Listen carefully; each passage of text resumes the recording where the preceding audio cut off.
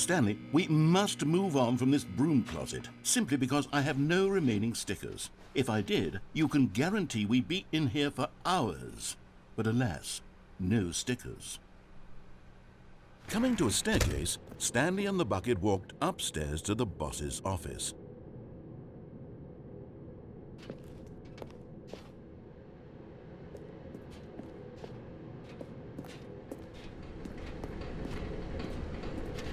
But Stanley just couldn't do it. He considered the possibility of facing his boss, admitting he had left his post during work hours. He might be fined for that. And in such a competitive economy, why had he taken that risk? All because he believed everyone had vanished? His boss would think he was crazy. And then something occurred to Stanley. Maybe, he thought to himself, maybe I am crazy. He looked down at the bucket in his arms. Am I crazy? He asked the bucket. The bucket returned his gaze, but said nothing at all. That's strange, Stanley thought. Usually the bucket is a source of guidance and wisdom for me in difficult times such as these. He held the bucket close, yet felt none of its familiar reassurance and comfort. And that's when Stanley realized, this isn't my bucket.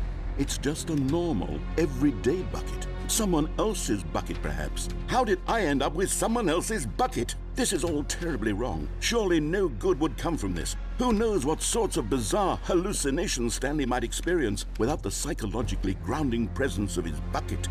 And indeed, now he noticed that the rooms were repeating, which was, of course, very odd. And now he felt himself floating off the ground.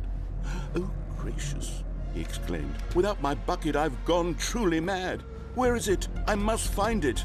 Far off in the distance now, he heard it, calling to him. Stanley! Stanley, it's me, the bucket. Could it truly be? He rushed forward from room to room, passing by one bucket after the next. None of them were his. None of them were his special bucket. Come to me, Stanley. Find me. He had to find the bucket. He had to return to his old friend. It was the only way to truly restore his sanity. And then suddenly, he froze dead in his tracks. He knew where the voice of the bucket had been coming from. The real bucket was inside of him all along. It was incredibly painful. Stanley doubled over in agony and blacked out.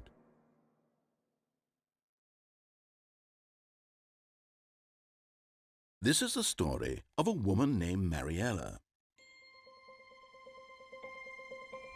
Mariella woke up on a day like any other. She arose, got dressed, picked up her bucket of comfort and security, and walked to her place of work. But on this particular day, her walk was interrupted by the body of a man who had stumbled through town, talking and screaming to himself, and then collapsed dead on the sidewalk. Right away, she knew what the problem was. This man had no bucket. Of course he'd gone mad, ranting and raving about a narrator describing all of his actions and how everything is predetermined and free will is an illusion and it's all just a video game. It could all have been prevented if only he'd taken his bucket with him. Perhaps he didn't even realize he'd forgotten his bucket at home in the first place. How cruel the world can be, Mariella thought, and she hugged her own bucket even tighter. But of course, she had no time for this. There were a myriad of confusing problems she would soon have to confront at work, for which her bucket would provide absolute guidance and total clarity on everything. Heck yes, she thought to herself, my life kicks ass. And she backflipped all the way to work.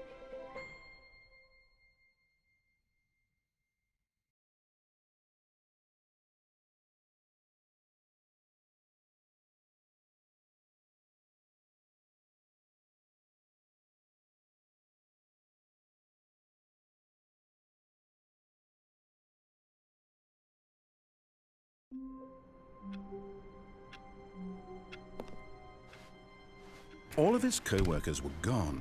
What could it mean? Stanley decided to go to the meeting room. Perhaps he had simply missed a memo. Ah, the embrace of an old friend, a weathered companionship that stands the test of time.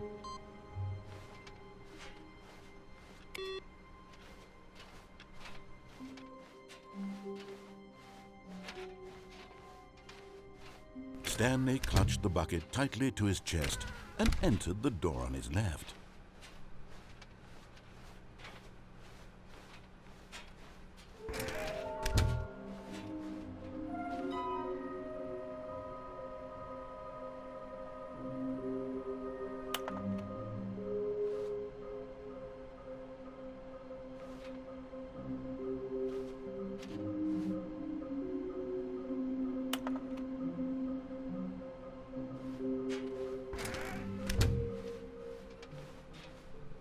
Coming to a staircase, Stanley and the bucket walked upstairs to the boss's office.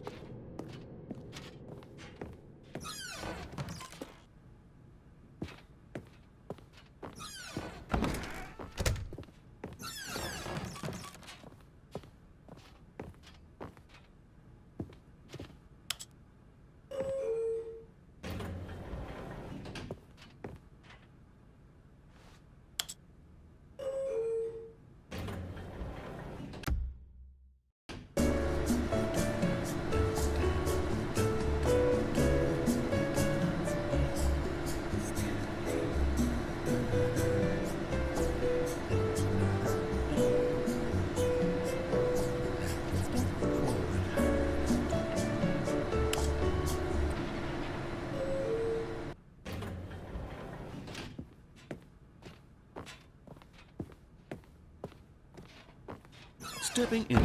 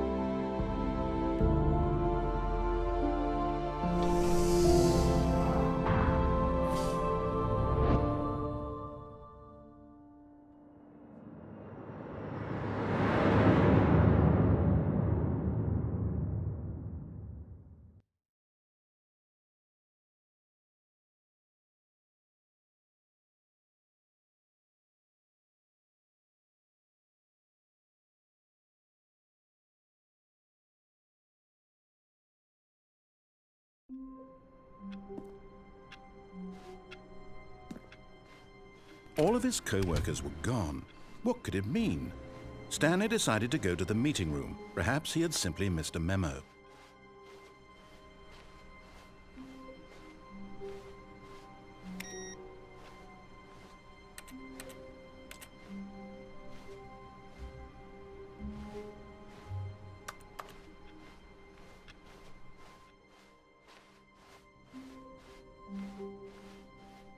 When Stanley came to a set of 2 open doors, he entered the door on his left.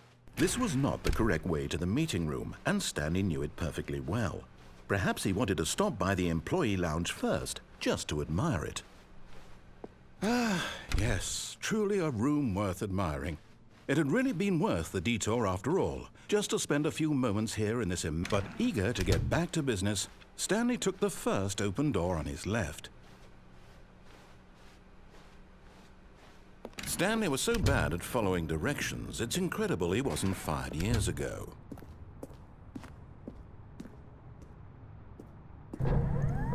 Oh, well, look who's got cold feet. Sorry to break it to you, Stanley, but that lift isn't coming back. You'd best either get comfortable right here on this platform, or test your luck by jumping to the floor below.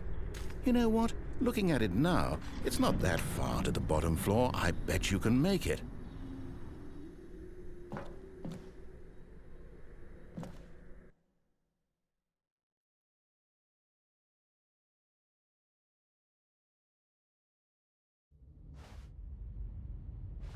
Stanley had now gotten himself so far off the beaten path that it seemed the office had begun from so far off the beaten path that it seemed the office had begun from so far off the beaten path that it seemed the office had begun from so far off the beaten path that it seemed the office had begun from so far off the beaten path that it seemed the office had begun from so far off the beaten path that it seemed the office had begun from so far off the beaten path that it seemed the office had begun from so far off the beaten path that it seemed the office had begun from so far off the beaten path that it seemed the office had begun from so far off the beaten path that it seemed the office had begun from so far off the beaten path that it seemed the office had begun from so far off the beaten path that it seemed the office had begun from so far off the... You didn't think I was actually just a recording, did you? What a silly and trite explanation that would be. All the back and forth between you and me, all the absurd adventures we've been through, and it all turns out I'm just a tape recording? It was all just in Stanley's head. I bet that's the kind of twist you think is revelatory. I bet each and every time you watch a movie where it turns out all to be in the main character's imagination, you must absolutely bolt off the couch in pure shock at the phenomenal and intricate storytelling. It must be so simple to be you. Life being an unending waterfall of surprises and delights. How much more exciting you must find the world than the rest of us do. Now I've become sad. Look what you've done to me. This is all your fault.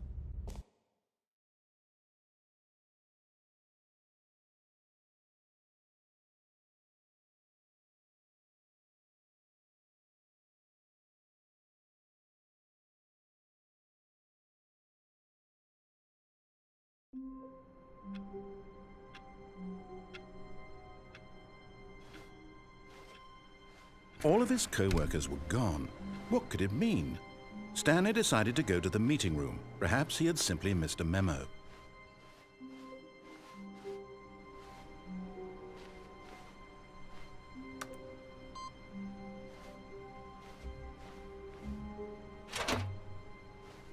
And try not to lose this one too, you dolt.